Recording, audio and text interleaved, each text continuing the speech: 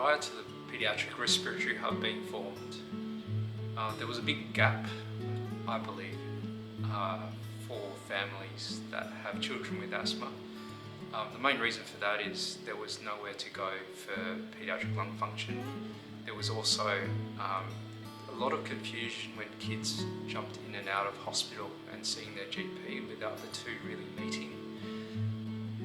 Look, asthma can be really difficult for some of the families, particularly if they're in and out of hospital and particularly if they are unsure of the diagnosis. And we're hoping that with this service for the families, they can come to one place where they can get some objective measures about how good their child's asthma is.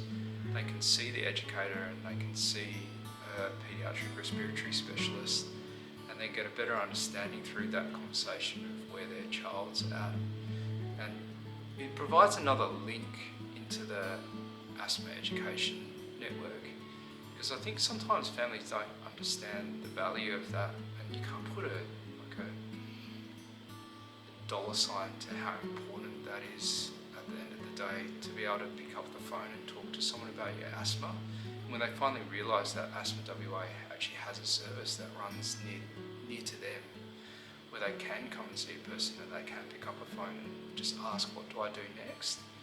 I think that is probably the most important thing that we do, is trying to link their GP and the hospitals together and to provide a bridge to all of those things.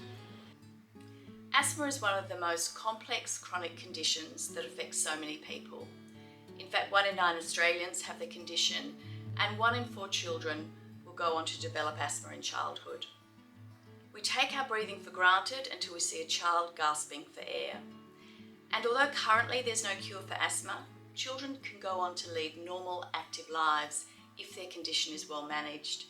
And at the Paediatric Respiratory Hub, that's what we set out to do. Thank you to Telethon, Stan Perrin Foundation, and our generous donors for making this life-changing service possible.